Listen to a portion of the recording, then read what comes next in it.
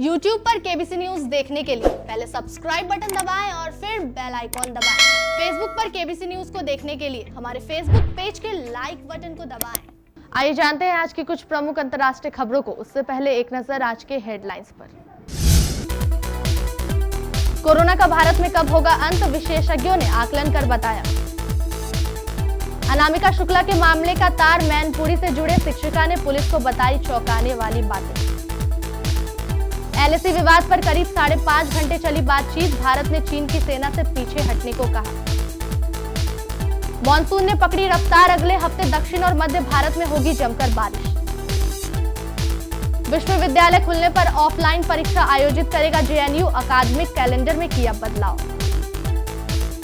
मुंबई के कुछ इलाकों में गैस रिसाव की शिकायत, फार्मा कंपनी से गैस लीक होने का संदेह। हज कमेटी के मुख्य कार्यकारी अधिकारी ने कहा, यात्रा को लेकर सऊदी सरकार से नहीं हुई कोई बातचीत। यालगार वीडियो में कैरी मिनाती ने यूट्यूब पॉलिसी और कुणाल कामरा की कलई खोल दी। रोहित राय ने किया पोस्ट, साउथ के सुपरस्टार रजनीकांत हुए कोरोना से संक्रमित। खुद को शांत करने के लिए मेडिटेशन कर रही नुपुर सेनन शेयर की पोस्ट। तो इस सूरत में यूएसी आईपीएल के आयोजन को राजी, अमीरात बोर्ड ने बीसीसीआई को दिया प्रस्ताव। कोविड-19 महामारी के बढ़ते खतरे के बीच दो स्वास्थ्य विशेषज्ञों का दावा है कि सितंबर के मध्य तक देश से महामारी का कहर कम हो जाएगा। स्वास्थ्य मंत्रालय के विशेषज्ञों ने एक गणितीय मॉडल के आधार पर यह निष्कर्ष निकाला है। विश्लेषण में बताया गया कि जब ठीक हो चुके और जान गंवाने वाले मरीजों की कुल संख्या सक्रिय मरीजों की संख्या के बराबर पहुंच जाएगी, वह इसका चरम होगा। इसके बाद इसमें गिरावट का दौर शुरू हो जाएगा। ऐसा होने में अभी 3 महीने से ज्यादा का समय लगेगा। विज्ञान पत्रिका एपिडेमियोलॉजी इंटरनेशनल में प्रकाशित इस विश्लेषण में स्वास्थ्य मंत्रालय के अधीन स्वास्थ्य सेवा महानिदेशालय में deputy director general doctor Anil Kumar और डिप्टी असिस्टेंट डायरेक्टर रूपाली राय ने अंजाम दिया। शिक्षिका अनामिका शुक्ला के नाम से प्रदेश भर में हुए फर्जीवाड़े के तार मैनपुरी जिले से जुड़े हैं। कासगंज से गिरफ्तार शिक्षिका ने पूछताछ में बताया कि मैनपुरी के राज नामक युवक ने उससे 1.5 लाख रुपए लेकर जो दस्तावेज दिए थे उनके आधार पर नौकरी की, जबकि उसके मूल दस्तावेज युवक ने खुद अपने पास रख लिए। पुलिस की जांच में और भी कई चौंकाने वाली बात सामने आई है। कासगंज में गिरफ्तार हुई युवती ने बेसिक शिक्षा अधिकारी के सामने फर्जी ढंग से नौकरी करने की बात स्वीकार की।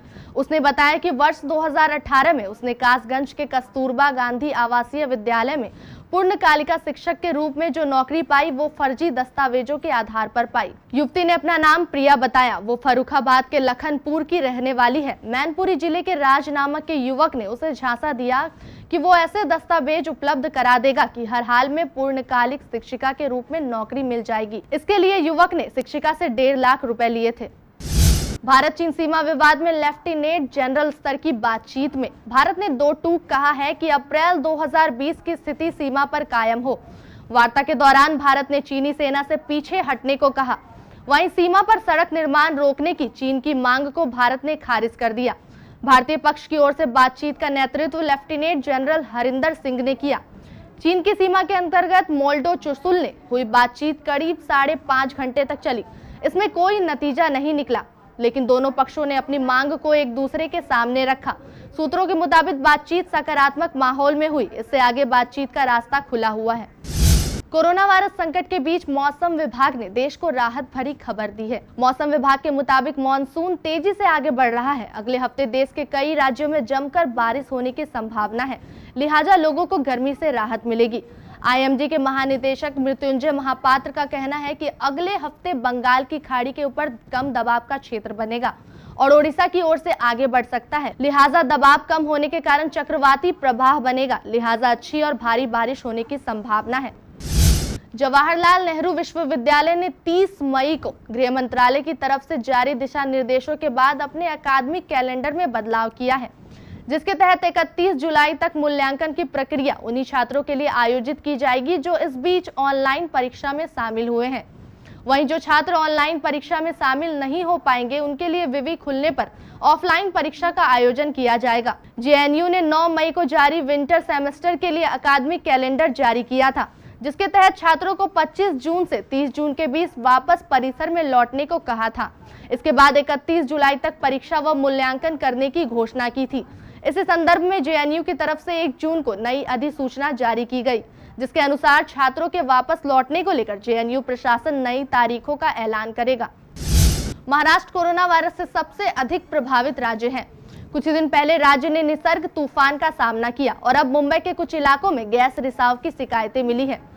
मुंबई महानगर पालिका ने मध्य रात्रि में ट्वीट करके इसकी जानकारी दी। आशंका जताई जा रही है कि यह गैस रिसाव एक फार्मा कंपनी से हुआ। बीएमसी ने ट्वीट किया कि चैम्बूर, घाटकोपर, काजूर मार्ग, विखरौली और पवई इलाकों में गैस रिसाव की कुछ शिकायतें मिली हैं, जिनकी फायर ब्रिगेड द्वारा जांच की जा रही है। बीएमसी ने ट्वीट के माध्यम से लोगों से अपील की कि वे घबराएं नहीं। बीएमसी के ट्वीट से प्राप्त जानकारी के मुताबिक एहतियात के तौर पर दमकल की 13 गाड़ियां मौके पर नजर बनाए हुए हैं।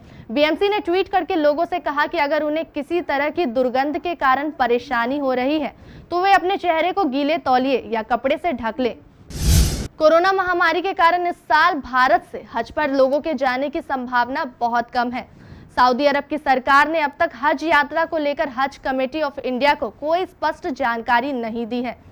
ऐसी सूरत में हज कमेटी ने तय किया है कि जो लोग हज यात्रा पर जाने के इच्छुक नहीं है वह अपनी यात्रा निरस्त कर सकते हैं। हज कमेटी ऑफ इंडिया के मुख्य अधिकारी मकसूद अहमद खान ने केंद्रीय हज समिति से हज यात्रियों की सुविधा के लिए एक फैसला लिया है।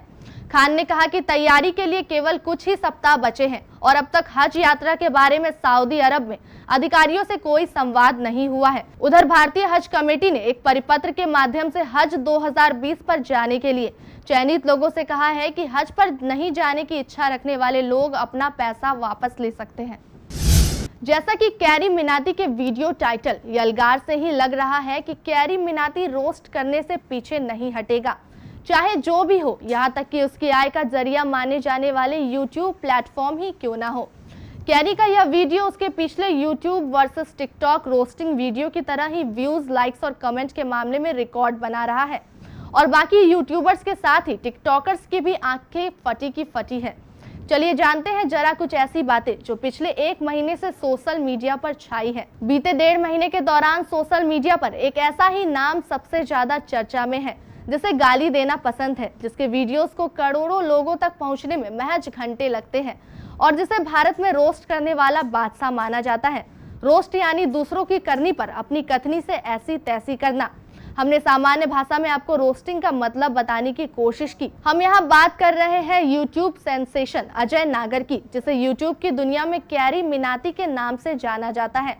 पिछले 1 महीने के दौरान कैरी मिनाती की जिंदगी ने ऐसे मोड़ लिए कि शायद ही कंटेंट क्रिएशन की दुनिया में ऐसा किसी के साथ हुआ हो। 10 मिलियन से 20 मिलियन सब्सक्राइबर का आंकड़ा कैरी ने महीने में नहीं बल्कि कुछ ही दिनों में छू लिया। कैरी के वीडियो पर करोड़ों व्यूज मिले और लाइक्स के साथ ही कमेंट्स के मामले में तो कैरी के वीडियोस ने ऐसी ऊंचाई हासिल की कि शायद ही भारत में यूट्यूब इतिहास में ऐसा हुआ हो। कैरी मिनाती को यूट्यूब की दुनिया का वन मैन आईबी माना जाता है। कोरोना वायरस का कहर पूरी दुनिया में फैल रहा है। भारत में भी इस वायरस को देखते हुए लॉकडाउन का 5वां चरण जारी है। इस खतरनाक महामारी से भारत में अब तक 2,26,770 लोग संक्रमित हो चुके हैं। वहीं इस महामारी के बीच हाल ही में एक्टर रोहित रॉय ने एक पोस्ट किया, जिसमें उन्होंने लिखा कि साउथ के सुपरस्टार रजनीकांत को कोरोना हो गया। रोहित रॉय ने अपने पोस्ट में लिखा था कि रजनीकांत का कोरोना पॉजिटिव आया है। रोहित रॉय ने यूं तो यह पोस्ट मजाक में किया था, हालांकि रजनीकांत के फैंस को एक्टर का यह जोक पसंद नहीं आया। रोहित रॉय को उनके इस पोस्ट के लिए लोगों ने इंस्टाग्राम पर खूब खरी खोटी सुनाई। बता दें कि रोहित रॉय ने रजनीकांत पर यह जोक पोस्ट करते हुए कैप्शन में लिखा, चलिए कोरोना को हराते हैं।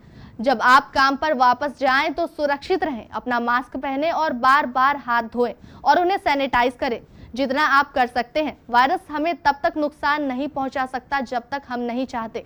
वहीं रोहित रॉय के इस पोस्ट पर लोगों ने उसे खूब ट्रोल किया। इन दिनों सभी अपने घर पर सीमित और बहुत कम लोगों के साथ हैं, कहीं जाना नहीं, किसी से मिलना नहीं, जिसके कारण कई लोगों को लॉकडाउन के दौरान चिंता, घबराहट का सामना करना पड़ रहा है। एक्टर सिंगर नुपुर सनन भी इस सब से खुद को दूर रखने के लिए मेडिटेशन कर रही है। हाल ही में नुपुर ने इंस्टाग्राम पर एक वीडियो साझा किया है, जिसके जरिए वह कह रही है कि लॉकडाउन में सभी लोग चिंतित हैं, पर चिंता की कोई बात नहीं, अपना अपना काम घर में जारी रखें, जिससे आपको खुशी मिलेगी वो काम जरूर करें। रोज के जीवन में कुछ नया करें। अभी सबके पास समय है तो वह कीजिए जो आप आम दिनों में नहीं कर सकते। इंडियन प्रीमियर लीग आईपीएल के 2020 से जुड़ी खबरें आ रही है। अमीरात क्रिकेट बोर्ड ने पुष्टि की है कि उसने आईपीएल को अपने यहां आयोजित करने का प्रस्ताव बीसीसीए के सामने रखा था। आईपीएल का 13वां संस्करण मूल कार्यक्रम के अनुसार मार्च के आखिरी में शुरू होना था, लेकिन कोरोना वायरस महामारी के कारण पैदा हुए हालात के कारण अब आईपीएल अनिश्चित काल के लिए स्थगित हो गया। लेकिन इसके आयोजन के रास्ते अभी भी तलाशे जा रहे हैं। भारतीय क्रिकेट कंट्रोल बोर्ड ने इसके लिए विंडो तलाश किया है, लेकिन यह तभी संभव हो पाएगा अगर T20 वर्ल्ड कप स्थगित हो जाता है। आईसीसी को इसके बारे में निर्णय लेना था, लेकिन उसने इस सहित पर अपने एजेंडे के तमाम फैसले 10 जून तक टाल दिए।